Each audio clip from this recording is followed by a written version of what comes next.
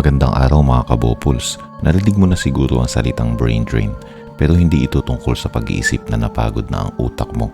Ito'y tumutukoy sa isa pang mas seryosong issue. Ang pag-alis ng matatalino, pinakabihasa at pinakaedukadong mamamayan ng isang bansa papunta sa ibang bansa.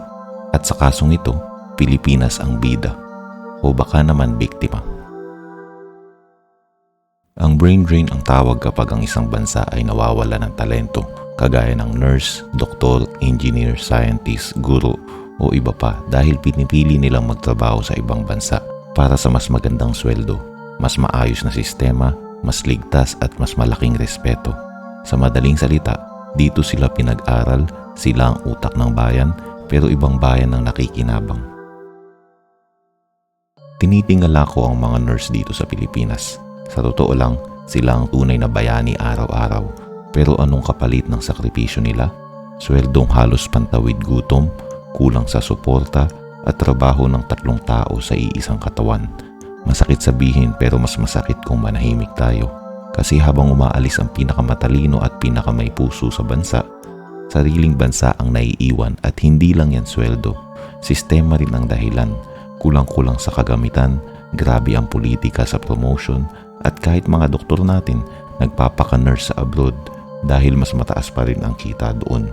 Habang ang doktor dito sa Pilipinas ay nagpapakabaliw sa 24-hour shift para sa 40,000 pesos. Ang nurse sa UK ay kumikita ng triple habang may tea break pa.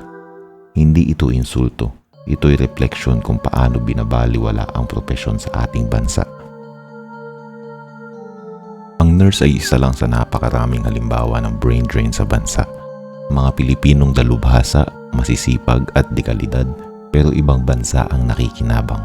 Doktor, engineer, guro, IT expert, isa-isang umaalis hindi dahil ayaw nila sa bayan kundi dahil ang sariling bayan ang unang bumitaw sa kanila.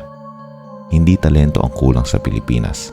Ang kulang ay ang sistemang marunong magpahalaga sa mga taong may kakayahang magpaangat nito. Hindi nating sinasabing masama ang mangarap at mag-abroad. Hindi kasalanan ng OFW na pumili ng mas magandang buhay. Sa katunayan, malaki ang naitutulong ng OFW sa ekonomiya. Halos 1 trilyong piso na remittance kada taon ang pumapasok sa bansa. Pero kung tutuusin, ito ay perang kapalit ng pagkawala. Kasi kung dito nagtatrabaho ang pinakamagagaling nating nurse, engineer at guro, baka mas malayo na ang narating ng Pilipinas.